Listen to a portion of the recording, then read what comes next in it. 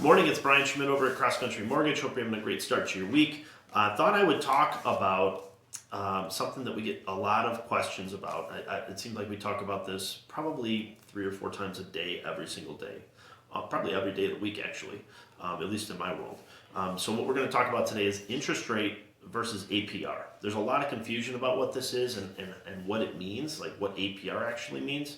And what I wanted to make sure that you're clear of today is that there's 2 different numbers and what they're comprised of. So first and foremost, interest rate is the actual rate that you're going to be paying on your mortgage. So let's say when you closed, your interest rate was, 3%. Well, that's your actual interest rate. What confuses people is when they go to closing or they're trying to figure out who they should be working with for a mortgage lender, they look at APR, but they don't understand what APR is consisting of.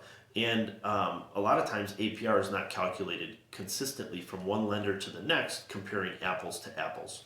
So what is the APR? The APR actually includes your one-time closing costs that you have to pay to close on the mortgage. So that can be lender fees, title fees, appraisal, credit report, paying for points or mortgage insurance. All these things have to be factored into your actual APR. And what happens a lot is the APR that's disclosed is typically on a loan with 20% down, and that's usually not what most people are doing. So APR is a number that's kind of elusive.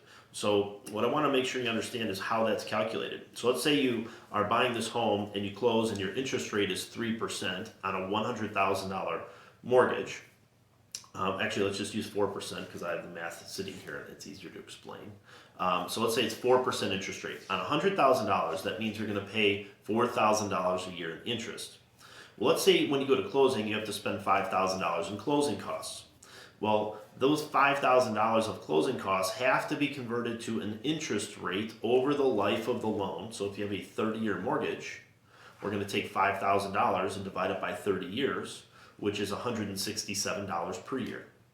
And then that has to be added to your base rate, the actual interest rate you're going to be paying. And in this example of 4%, well, 4% times $100,000 is $4,000 per year. So to get the APR, we would take the actual interest rate that you're paying, the $4,000, plus the $167 per year over 30 years that you're paying in closing costs, and add them together, so $41.67, and that divided by your loan amount would mean that your APR would be 4.1667% interest. So your APR is always going to be higher than what your actual interest rate is. And if you're paying for mortgage insurance, which most people are, that has to be included in the APR calculation. And what I can share with you is most lenders, when they're advertising a 20% down mortgage with no mortgage insurance. So unfortunately, APRs that you see marketed a lot of times are going to be completely different than what reality is based on what you may actually end up choosing to do. So, number one, interest rate is based on what you actually pay per month, so that's going to affect your monthly payment.